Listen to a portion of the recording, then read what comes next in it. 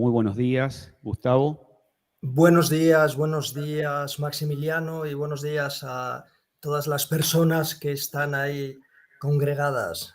Y encantado de poderles saludar en vivo y en directo, a pesar de la enorme distancia que nos une. Gracias, Gustavo. Es un gusto recibirte a la distancia, pero con la magia de la tecnología, que ya hace rato que no es magia. Voy a hacer una presentación breve de Gustavo, así después vos, Gustavo, te continúas presentando por donde lo sientas. Gustavo es licenciado en Psicología por la Universidad de Salamanca, es licenciado en Antropología Social y Cultural por la UNED, es magíster o máster en Psicología Clínica y Patológica por la Universidad de París, la Sorbona, diplomado en Psicoterapia Dinámica y Psicoanálisis, diplomado en Hipnosis Médica.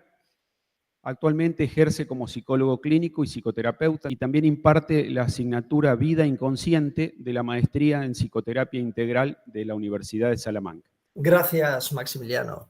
Bueno, pues sí, lo primero agradecerte esa presentación que da un retrato real de lo que es mi perfil profesional. Siempre me han interesado las humanidades, sin alejarme del interés del campo científico, y justamente pensando hoy en nuestro encuentro con este milagro de la tecnología que hace que podamos entender mejor un poco la telepatía, de la que a lo mejor hoy podemos hablar, estaba recordando una frase que escuché a un físico ya fallecido. Jorge Wagensberg dijo: si cerramos un ojo, vemos la mitad del mundo. Si cerramos los dos, vemos el mundo entero. Estaba pensando en este encuentro que estamos teniendo aquí ahora como en una especie de cita a ciegas. Y también la psicoterapia, digo, es un encuentro a ciegas, como la psicoterapia dinámica, en la que se da un encuentro, yo digo, de dos intimidades. Se trata también de un encuentro a ciegas. Por mucho que hablemos del ojo clínico, en realidad tenemos que abordar, enfocar y posicionarnos en la psicoterapia como lo haríamos en una cita a ciegas. Pensando en lo que ha dicho este autor, ya fallecido prematuramente, por desgracia, si cerramos un ojo, vemos la mitad del mundo. Si cerramos los dos, vemos el mundo entero. Y pensaba en este encuentro, esta especie de cita a ciegas, siendo lo ciego lo vital, ¿no? El representante de aquello no conocido, lo que puede no conocer, y termina siendo lo que quizá más conoce, ¿no? O más potencial tiene de conocimiento. En eso pensaba en tus estudios sobre transferencia, o las comunicaciones de inconsciente a inconsciente, y cuánto estamos atravesados por paradigmas que han, como vos bien has estudiado y expuesto, posicionado a lo inconsciente prácticamente exclusivamente desde lo patológico, ¿no? Así es, Maximiliano.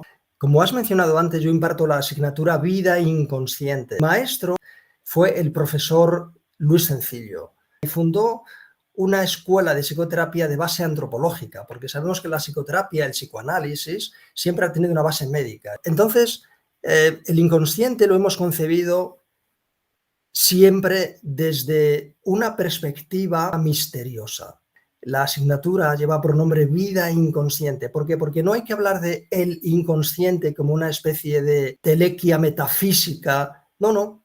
El inconsciente se refiere a nuestra vida inconsciente, a esa vida que nos pasa desapercibida, pero que es mucho más activa, mucho más productiva y mucho más profunda, amplia y abarcativa que lo que recogen nuestros sensores conscientes, toda la información que nos llega y procesamos en el área inconsciente. Y esa información no queda ahí almacenada, sino que provoca una vida. Somos vida inconsciente. Realmente podríamos decir que los seres humanos somos vidas inconscientes, y partiendo de algunos ejemplos concretos, es una vivencia que supuso en mi enfoque y en mi práctica clínica un antes y un después. Hace 12 años, ejercía en Madrid, llegó una paciente a mi consulta, era una maestra de origen ecuatoriano que venía a consulta porque estaba atravesando por un duelo patológico. Teresa llegó a mi consultorio, como les digo, con un duelo patológico porque la mamá había muerto ya hacía algunos meses y se pasaba todo el día llorando y echándola de menos, y estaba, digamos, ahí como atascada en ese duelo, no pasaba de la primera fase del duelo, ¿verdad? Porque su mamá había muerto de cáncer y durante unos meses en los que ella estuvo ya muy enferma, y la madre le dijo que le tenía que confesar un secreto del que nunca le había hablado, pero que no quería morirse sin revelárselo. Entonces Teresa preguntaba, por favor, mamá, dime qué es eso que me quieres decir y que nunca me has dicho. Pero la mamá le decía, bueno, no estoy preparada, te lo voy a decir más adelante. Y al día siguiente lo mismo, y al día siguiente lo mismo, hasta que una mañana la mamá entró en coma, de manera que cuando murió su mamá, Teresa quedó en ese duelo patológico, motivado también por esa duda obsesiva de preguntarse qué es lo que mi mamá me quería revelar. En la primera consulta, Teresa venía acompañada de su marido. El marido me dijo que ya Teresa había empezado a manifestar algunos signos de naturaleza persecutoria. Ya había un desarrollo que podía producir un brote psicótico. Tuve un congreso en las Islas Canarias. Expuse el caso de Teresa porque era una paciente que estaba instalada en el sufrimiento más doloroso. Teresa me dijo que le preguntó a su madre si ese secreto que le quería contar era que no era hija de su papá. Pero no, ese no era el secreto. Al día siguiente de mi exposición, una de las personas que yo conozco vino a hablarme y me dijo, Gustavo, anoche, después de que tú hayas presentado el caso de Teresa, en mi habitación se presentaron dos mujeres, las dos mamás de Teresa. No es un sueño, yo estaba despierta. La mamá muerta, de la que la paciente ahora está intentando superar el duelo, y su verdadera mamá biológica, también fallecida. Teresa es hija de una campesina, una indígena, que quedó embarazada de su papá y se quedó con la custodia de la hija, porque era una familia la mamá pertenecía a una familia de campesinos muy pobres, y como era tan joven y no podían alimentar a la hija, el papá se la llevó. Después el papá se casó con la mamá de Teresa, con la que Teresa pensaba que era su mamá, y fue criada en esta familia. Ese es el motivo por el que Teresa nunca se sintió amada, ni por los abuelos paternos ni por los abuelos maternos, y tampoco por el padre, porque era un hombre maltratador y alcohólico. Ella me dijo, la historia me la han contado esta noche las dos mamás de Teresa, y ese es el secreto que la madre quería decirle. Yo no pensé que estaba delirando, porque conozco a esta persona que precisamente hizo su formación psicoanalítica y es una mujer que está cuerda. Me generó una sensación de revelación y que esa comunicación es real.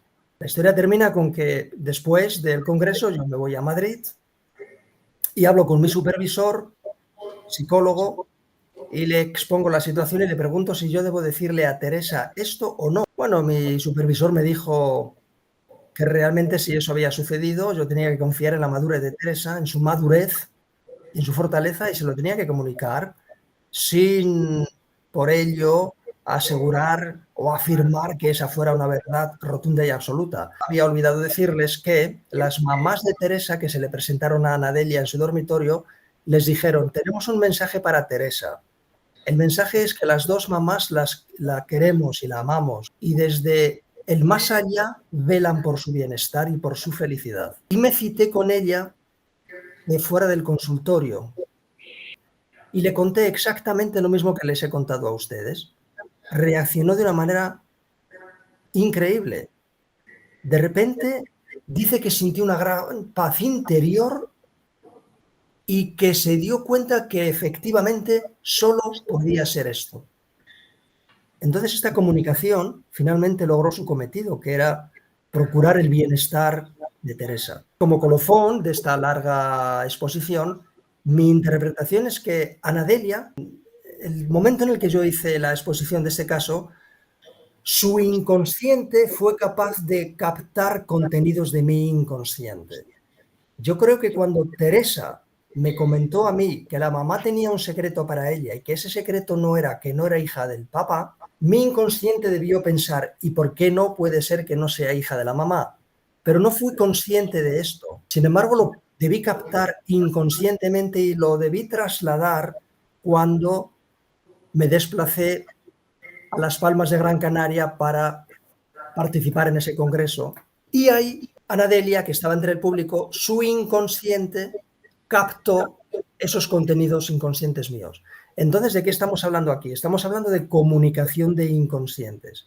Y en lo que he dicho que para mí esto ha supuesto un antes y un después y ha cambiado toda mi perspectiva, es que estoy convencido de que la comunicación de inconscientes se da, sin ninguna duda.